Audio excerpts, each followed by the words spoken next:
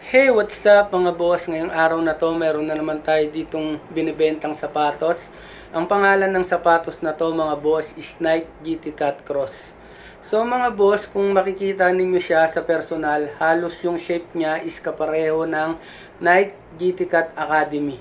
So bali ito, snag fit rin siya. And then, pagka size 10 kayo, pwede kayo mag-add ng 0.5 para magkasya sa inyo. Bali, yung sapatos na to, mga bosses, binibenta lang natin siya ng 3,995. And then, yung kanyang retail price is nagkakahalaga pa ng 4,995. So, almost 20% yung discount natin. So, mag-PM lang kayo sa aking Facebook page. Ayan, kung saan nyo to mapanood, mag-comment lang rin kayo para ma-replyan ko kayo kung interesado kayo.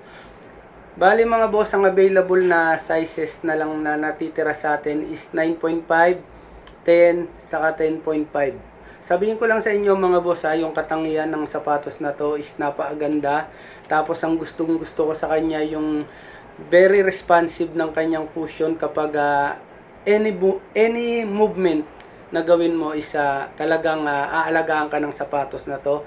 Tapos bukod sa magaan, tapos makapit siya, and then syempre mas mura siya talaga. Kasi nga nag-sale siya, bali ang release nito mga boss, or ni-release to mga boss last year lang. And then ayun, kumbaga pwedeng pandikdikan to kasi yung performance niya hindi ka talaga neto ipapahiya, tapos napaka-forma pa. Isuot mo lang, tapos ternohan mo ng medyas na ganito. Grabe, talagang malupit ka na neto. Bali pagkasuot mo to, hanggang sa pakiramdam kasi nga yung kulay niya mga boss is hindi siya matingkad. Usually kasi pagka matingkad, pero hindi ko naman masisisi yung mga mahilig rin sa matingkad kasi ako may mga sapatos rin ako na dark or matingkad na kulay. Talagang swabe din, depende rin kasi sa performance yan.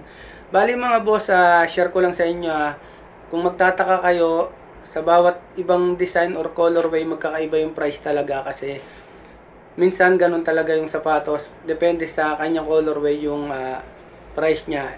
And then depende rin sa size.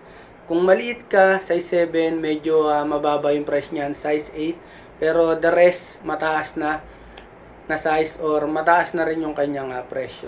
So mga boss, pakita ko lang sa inyo kasi sunod ko na to. Ayan. So ayan mga boss, sinuot na natin. Nakita nyo naman. Ayan. Tapos nagmedyas na rin tayo ng Nike para maporma. Kitang-kita nyo, napaka-shippy ng sapatos na to. Tapos maporma.